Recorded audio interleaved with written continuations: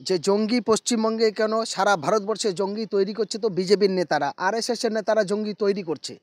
তারা রাষ্ট্রীয় পুজোর কার্ড নিয়েছিল, দেখুন তার জেরক্স কয়েকটা কপি আমার কাছে আছে। এই হলো রিফিউজি কার্ড। এই কার্ডগুলো আমি দিইনি। যখন শুভেন্দু অধিকারী এবং শান্তনু আর আপনার অর্জুন সিং তারা পরিষ্কার বলছে বাংলাদেশে হিন্দুরা আসো, আমরা তোমাদের জন্য কলোনি করবো, অমুক করবো, তমুক করবো, তোমাদের আশ্রয় দেবো, তাহলে সে জঙ্গি নয়। আমরা নৌকায় করে করে খাবার দিয়েছি, তখন গরু মানুষ অসংখ্য মরে ভাসছে। তো 27 জন মানুষ এখানে এসেছিলেন, তাদের প্রত্যেকেরই কার্ড ছিল। হোসেন গাজী সোশ্যাল ওয়ার্কারের কাজ করেছি। আমি কোনো জাত দেখিনি, কোনো ধর্ম দেখিনি, কোনো দল দেখিনি। ঠিক কয়েকদিন আগেই আর বাংলা অর্থাৎ রিপাবলিক বাংলা ঠিক এই ঘরটা দেখিয়ে বলেছিল যে এটা রোহিঙ্গাদের ডেরা। এটা কি দেখে মনে হচ্ছে রোহিঙ্গাদের ডেরা? দেখুন, রিপাবলিকান বাংলা যেটা দেখিয়েছে তাদের মধ্যে অনেকগুলো ভুল ছিল। কারণ সকালবেলা ওরা যখন আসে তখন আমি গোসল করছিলাম, বাড়িতে একটু কাজ করছিলাম। আমি বললাম ঠিক আছে আপনারা বসুন। তো তারপরে বসার পর তাদের যথারীতি আমি সম্মান দিলাম। তাদের যেভাবে মেহমানদারি করা হয় আমাদের মুসলমান শরিয়াত অনুযায়ী, সেভাবে তাদের বসালাম, টিপি পেমেন্ট করালাম। করার পর বললাম দাদা আপনারা এসছেন, অনেক ভালো, আপনাদের শ্রদ্ধা জানাই, আপনারাও আমার ভাই, আপনারাও আমার দেশবাসী, কিন্তু আপনাদের কাছে আমরা ইন্টারভিউ দেবো না। বললো কেন? বললাম দেখুন আপনাদের দেখালে আপনারা তো মুসলিম বিরোধী নিউজ করেন এবং আপনারা তো আমার এগনেস্টে কথা বলবেন, সুতরাং আপনার কাছে ইন্টারভিউ দেওয়া যাবে না, আপনারা যান। আপনারা এসছেন ভালো, টিফিন খান, চলে যান। তো তখন বললো না আপনি অনেক সামাজিক কাজ করেন, অনেক রকম প্রোটেক্ট করেন, আপনার এই ভালো দিকটা আমরা তুলে ধরার জন্য আপনার কাছে এসেছি। বললাম ঠিক আছে তাহলে নিতে পারেন। তো বলার পরে আমার সম্পূর্ণ ভিডিওটা নিয়ে ওটা এডিট করেছে। আমি যে কথাগুলো বলেছি সম্পূর্ণ দেখাইনি, হ্যাঁ, সেগুলো কেটে কেটে করেছে। আমরা আমাদের কাছে একটা সময় রোহিঙ্গা কিছু সংখ্যা এসেছিল, তারা ছিল, তাদের জন্য এরকমভাবে ঘরে ছিল। পরে তারা দিল্লি, হরিয়ানা এবং বিভিন্ন জায়গায় তারা চলে গেছে। কারণ আসাম গুয়াহাটি থেকে যখন পুশব্যাক করা হয় তাদের মধ্যে কয়েকজনকে কেটে টুকরো করে দিয়েছিল মায়ানমারে, সেই ভিডিও এখানে পোস্ট হয়েছিল। সেই ভয়তে তারা এখান থেকে সব আবার চলে গেছিলো। কারণ ওরা এক জায়গায় বেশি না থাকলে, অল্প থাকলে ভয় পায়, সেইভাবেই হয়েছিল। আর এই জায়গাটা দেখাচ্ছে রিপাবলিক বাংলা বলছে এটা রোহিঙ্গাদের ডেরা, রোহিঙ্গারা থাকতো, জঙ্গিরা থাকতো, এবং তখন সেই সময় যখন মুসলিমদের উপর অত্যাচার হতো তখন ছিল কোথায় আর বাংলা? শুধু এইটার জন্য নয়, আপনাদের মাধ্যমে আমি গোটা বাংলার সমস্ত মানুষের কাছে আহ্বান করতে চাই যে জঙ্গি পশ্চিমবঙ্গে কেন সারা ভারতবর্ষে জঙ্গি তৈরি করছে তো বিজেপির নেতারা, আরএসএসের নেতারা জঙ্গি তৈরি করছে। তারা গরু মাংস খাওয়ার নাম করে পিটিয়ে পিটিয়ে খুন করছে। তারা জোর করে জয় শ্রীরাম বলানো হচ্ছে। বাচ্চাদের পর্যন্ত উলঙ্গ করে বিড়ির ছাকা দেওয়া হচ্ছে। আমরা আফরাজুলের খুন কেউ দেখেছি? প্রকাশ্য গাইতা দিয়ে তাকে কুপিয়ে কুপিয়ে তারপর দা দিয়ে কোপানো হলো, তারপর পেট্রোল দিয়ে জ্বালিয়ে দেওয়া হলো। সে কি জঙ্গি নয়? তাহলে রোহিঙ্গারা একটাও করেছে বা কোনো খারিজি মাদ্রাসায় আজ পর্যন্ত জঙ্গি তৈরি হয়েছে রিপাবলিকান বাংলা তার একটা প্রমাণ করতে পারবে? পারছে না। কারণ আরএসএস, বিজেপি এই রিপাবলিকান বাংলার মতো কয়েকটা গদি মিডিয়াকে হাতিয়ার করে ভারতবর্ষে হিন্দু মুসলমানের দুটো ডিভাইডে ভাগ করে তারা রাজনৈতিক ক্ষমতায় টিকে থাকতে চাইছে। এটাকে আমরা ধিক্কার জানাই এবং নিন্দা জানাই। তারা যেভাবে করার দরকার তিলকে তাল বানিয়ে মানুষের মধ্যে একটা ইগো লড়াই করে মানুষের সুসম্পর্ক নষ্ট করছে। রিপাবলিক বাংলার মুখে জামা ঘষে দিয়েছে, গোটা বাংলার মানুষ রিপাবলিক বাংলার মুখে জামা ঘষে দিয়েছে, এবং আগামীতেও রিপাবলিক বাংলার মুখে জামা পড়বে অবশ্যই। কারণ বাংলাদেশ ইস্যু নিয়ে যেভাবে হিন্দু মুসলিম নিয়ে যেভাবে লাগাতার কন্টিনিউ কভারেজ করেছে দেখেছে গোটা বাংলার মানুষ। একদম ঠিক তাই। আমার আপনাদের মাধ্যমে গোটা বাংলার কাছে আরেকটা আহ্বান, আবেদন, এবং রিপাবলিকান বাংলাকে বয়কট করুন।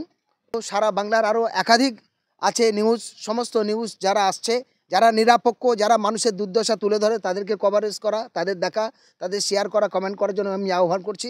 কারণ 2003 সাল থেকে আমি হোসেন গাজী সোশ্যাল ওয়ার্কারের কাজ করেছি। আমি কোনো জাত দেখিনি, কোনো ধর্ম দেখিনি, কোনো দল দেখিনি। কে কোন রাজনৈতিক দল করবে সেটা তার ব্যক্তিগত ব্যাপার, কে কোন ধর্মের মানুষ সেটা তার ব্যাপার।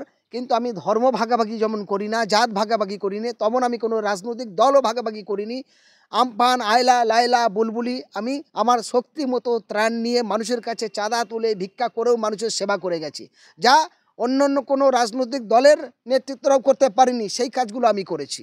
যেখানে মালদার বন্যাতে দৌড়ে গেছি, 2009 আইলায় আমি গোসভা থেকে শুরু করি আপ টু ডিএম থেকে মুখ্যমন্ত্রী পর্যন্ত আমি ডেপুটেশন দিয়েছি, এবং লাগাতারভাবে 3 মাস ত্রাণ আমি গোসভা সুন্দরবনে বিভিন্ন জায়গায় বন্টন করেছি। ইভেন বারুইপুর ব্লকের মধ্যে আমরা সেই সময়কার বাজারে প্রায় 2000 মতো তিরপল দিয়েছি, চাল ডাল বাজার ইত্যাদি গরিব মানুষের পৌঁছে দিয়েছি। অনেক আমার এলাকার সিভিল কাস্ট শিডিউল টাইপের মানুষ আছে, তাদেরকেও আমি পর্যন্ত পৌঁছেছি। এটা দক্ষিণ 24 পরগনার মানুষ, মালদা জেলার মানুষ এটা খুব ভালো করে জানে যে হোসেন গাজী কে মানুষ। ফলে আমরা সামাজিক মানুষ হিসেবে কাজ করি, তখন কিন্তু রিপাবলিকান বাংলা দেখাইনি।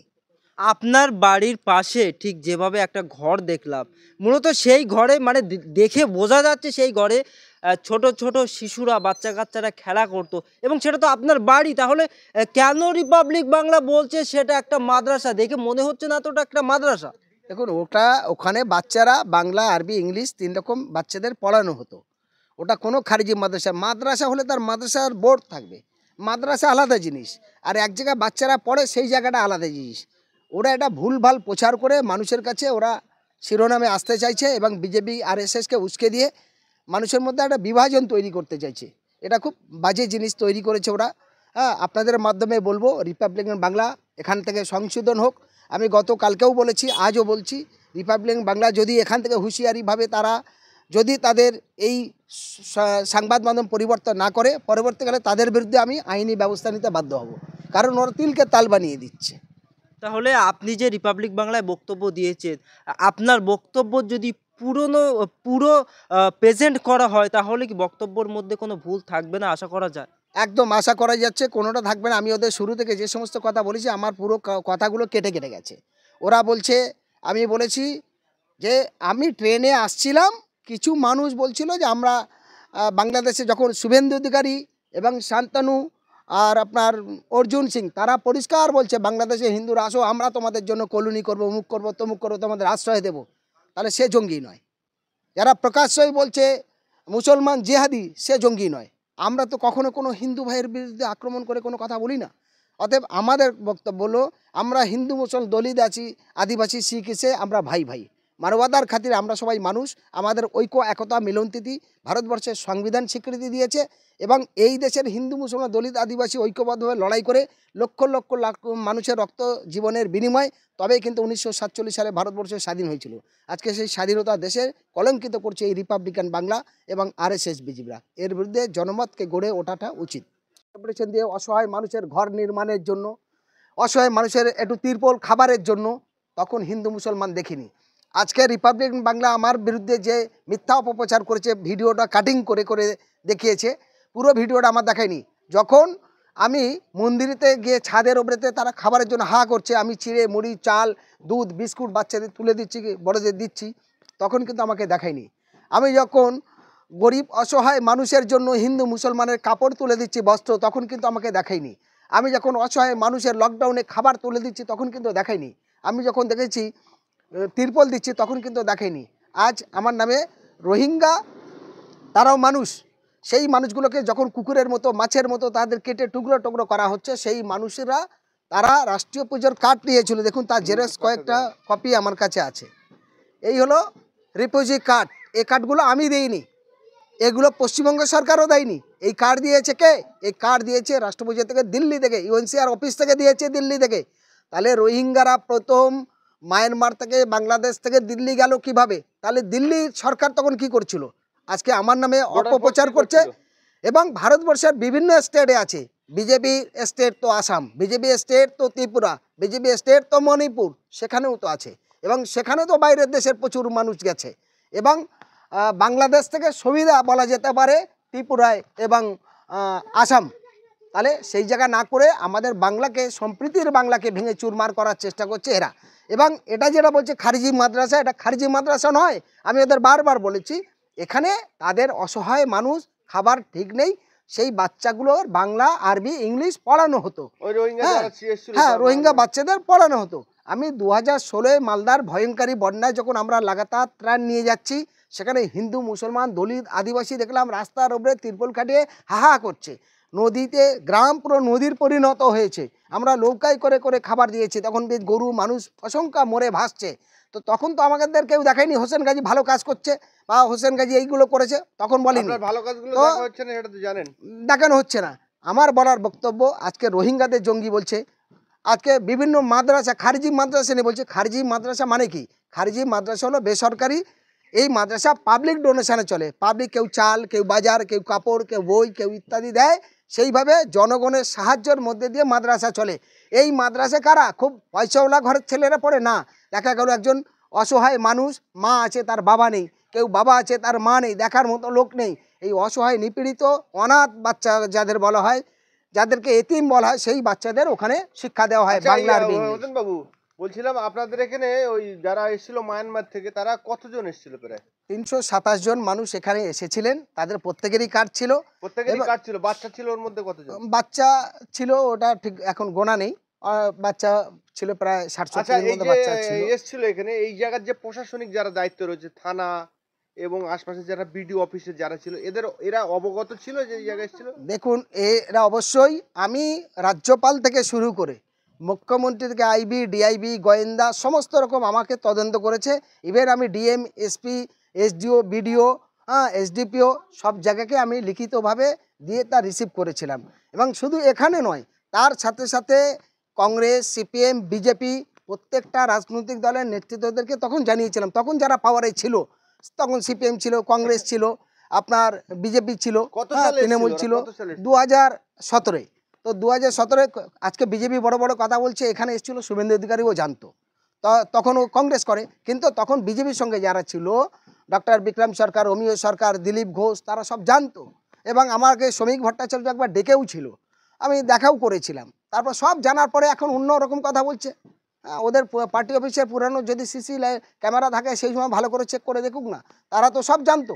জানার পরে কেন এরকম বলছে? আপনার এখানে যখন আশ্রয় নিয়েছিল এই যে মায়ানমার থেকে যারা অসহায় মানুষ এসেছিল, এই বাচ্চাগুলো, এই যে অসহায়ের বাংলা, এই আপনার মায়ানমার থেকে যে অসহায় মানুষগুলো এসেছিলেন, তাদের আশ্রয় আপনি দিয়েছিলেন এবং আশপাশের প্রশাসন এবং বিভিন্ন রাজনৈতিক দলের তারা জানতো। জানার পরেও তারা আজকে নিজেদের দায় নিচ্ছে না, সমস্ত দায় কিন্তু আপনার উপরে চাপিয়ে দিচ্ছেন। এই প্রসঙ্গে আপনি কি বলবেন? দেখুন, আমি বলছি, এটা তারা হয়তো রাজনৈতিক স্বার্থের জন্য বিজেপি তিলকে তাল বানাচ্ছে এবং তারা বিভিন্ন রকমভাবে মিথ্যা অপপ্রচার করছে। তার সঙ্গে তাদের যে গদি মিডিয়া, দালাল মিডিয়াগুলো আছে, সেই দালাল মিডিয়ারা এটা অপপ্রচার করে হিন্দু মুসলমানের ডিভাইডেড করে বিজেপিকে ক্ষমতায় আনার চেষ্টা করছে। ফলে আমি এই জায়গা দাঁড়িয়ে বলবো, ভারতবর্ষের সংবিধান হিন্দু মুসলমান দলিত আদিবাসী সকলের স্বীকৃতি দিয়েছে। অতএব আমরা একই বাসে, একই ট্রেনে, একই ট্রেনে যাই। আমাদের সুন্দর সম্প্রীতিকে নষ্ট করবেন না, আমাদের সুন্দর ঐক্য, একতা, ভ্রাতৃত্ববোধকে ভাঙবেন না। মানুষ, যে কোনো মানুষ, একটা মানুষ রাস্তায় যদি অ্যাক্সিডেন্ট হয় হিন্দু মুসলমান না দেখে, তাই সেই মানুষটাকে তোলা, তাকে একটু চিকিৎসা করো, তাকে একটু ঔষধ দেওয়া, এটা মানবিক কর্তব্য। আমি সেই মানবিক দৃষ্টিতে যেমন আমাদের দেশের হিন্দু মুসলমান দলিত আদিবাসী তাদেরকেও সেবা করি। যেমন প্রিয়াঙ্কা হাসদা খুন হয়েছে, হোসেন গাজী লড়াই করেছে, প্রতিবাদ করেছে, তার ন্যায় ইনসাফ চাই। বিশ্বজিৎ মুন্ডা খুন হয়েছে, তার বিরুদ্ধেও বলেছে ইনসাফ চাই। সাবির মল্লিকের গরুর মাংস খাওয়ার নাম করে পিটিয়ে মেরেছে, তার বাড়ি গেছে, তারও ইনসাফ চাই।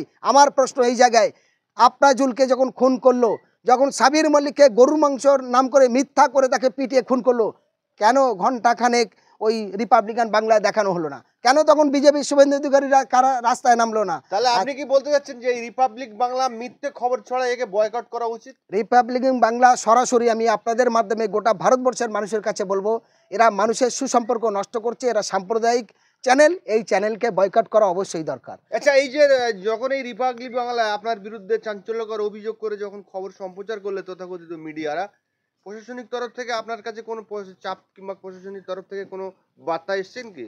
না, আমার কাছে আসেনি, শুনেছি। আমি কালকে কলকাতা কাজে ছিলাম, প্রশাসন তার মতো খোঁজ নিয়েছে। হ্যাঁ, কারণ আমি কোনো আনলিগালি কোনো কাজ করিনি, আর আজ পর্যন্ত কোনো অসামাজিক কাজের সঙ্গে আমি যুক্ত নেই। 2003 সাল থেকে আমি সোশ্যাল ওয়ার্কার কাজ করি। সমস্ত সারা পশ্চিমবঙ্গে একটিও কোনো থানায়, একটু কোনো জায়গায় আমার বিরুদ্ধে কোনো অভিযোগ নেই, কারণ আমি এরকম কাজের সঙ্গে যুক্ত নয়। আমি যতটা পেরেছি মানুষের সেবামূলক কাজ করেছি, নিজের জীবনে যতটা রোজগার করেছি, ভালো কাজ করেছি, মোটা পয়সা রোজগার করেছি, কামিয়েছি, কিন্তু সব মানুষের স্বার্থে উড়িয়ে দিয়ে এখন এই ভাঙা টিনের বাড়িতে থাকি। আমি যদি 2 নম্বরই করতাম, তাহলে আমার এই টিনের এই দরমার বাড়ি থাকতো না। অন্য অন্য নেতাদের মতো আমার বিশাল বড় বিলাসবত বাড়ি থাকতো, সেটা থাকতো না। আমি একটা স্কুটি চড়ি, তারও সামনে দেখবেন সাপোর্ট ইন্ডিয়া ডেভেলপমেন্টের স্টিকার লাগানো আছে, সেটাও আমি কোম্পানি থেকে পেয়েছি, এনজিও থেকে পেয়েছি। আমি নিজে কেনার মতো ক্ষমতা আমার নেই। আচ্ছা, এবার আপনার মাদ্রাসাটা দেখানোর চেষ্টা করুন। এটা আর কি বলছে খারিজি মাদ্রাসা, এটা খারিজি মাদ্রাসা না, এটা স্কুল। 5-7 জনের বেশি, 10 জন 10-12 জন পড়তে পারে, এই 10-12 জন প্রাইভেট পড়তে পারে। এই প্রাইভেট পড়তো, এখানে বাচ্চারা থাকে।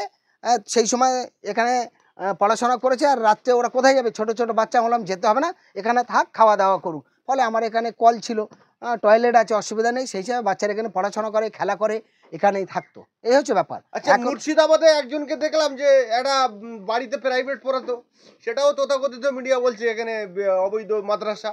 আপনার এই ঘুটিয়ারি হাট দেয়, আপনার এখানে 10 থেকে 12 জন বসে টিউশনই পড়তে পারে, কিন্তু মাদ্রাসা কিংবা শিক্ষাঙ্গন হতে পারে না। সেটাওকে তথাকথিত মিডিয়ারা বলছেন যে এটা একটা মাদ্রাসা অবৈধ। কি বলবেন? মিডিয়া বলতে সব মিডিয়া বলছে না, আমি সমস্ত মিডিয়াকে আন্তরিক শুভেচ্ছা ধন্যবাদ জানাই। সারা দেশের সমস্ত প্রাকৃতিক যে ঘটনাগুলো ঘটে, অ্যাক্সিডেন্ট, দুর্ঘটনা, খুন, মার্ডার, ধর্ষণ ইত্যাদি, তারা মানুষের কাছে তুলে ধরে, তবে কিন্তু মানুষ জানতে পারে। তাই প্রত্যেকটা মিডিয়াকে আমি সম্মান, শ্রদ্ধা, ভালোবাসা জানিয়ে বলছি, একটাই মাত্র মিডিয়া বেশি তিলকে তাল বানাচ্ছে, তার নাম হলো রিপাবলিকান বাংলা। এই রিপাবলিকান বাংলা হলো সরাসরি আরএসএসের চ্যানেল এবং বিজেপির চ্যানেল, এটা তার প্রমাণিত হলো। ওরা যখন আমার বাড়ি আছে তখন আমি গোসল করছিলাম, মানে চান করছিলাম, সেই সময় আমাকে বললো, আসার পরে আমি বললাম আপনারা বসুন। তো আমি চান টান করে নেওয়ার পর ওদের টিফিন দিলাম এবং সারাদিন ওদেরকে খাওয়ানো দাওয়ানোর পর আমি একই কথা বলে গেছি যে দাদা, আপনারা কোনো জাতি বিদ্বেষ কোনো প্রচার করবেন না এবং কোনো হিংসামূলক করবেন না, কারণ আপনাদের সাথে আমি ইন্টারভিউ দিতে চাই না। আপনারা এসছেন আমার দাদা, আপনারা আমার ভাই, আপনারা আমার ভারতবাসী, বাংলাভাষী, খান দান যান, আপনাদের কাছে আমি ইন্টারভিউ দেবো না। তখন বললো, না দাদা, আমরা আপনার অনেক নাম শুনেছি যে আপনি অনেক সোশ্যাল কাজ করেন, সামাজিক কাজ করেন, অনেক প্রতিবাদ করেন, লড়াই করেন, কোনো দল মত কিছু দেখেন না, তাই আপনারা একটা ইন্টারভিউ নিতে এসেছি। সেই সূত্রে আমি দিয়েছি, কিন্তু আমি যে ভিডিওগুলো ওদের দিয়েছি, যে কথাগুলো বলেছি, আমার সমস্ত কথাগুলো কাটিং করে ঘুরিয়ে ঘুরিয়ে ওর দেখিয়েছে। এই হচ্ছে ব্যাপার।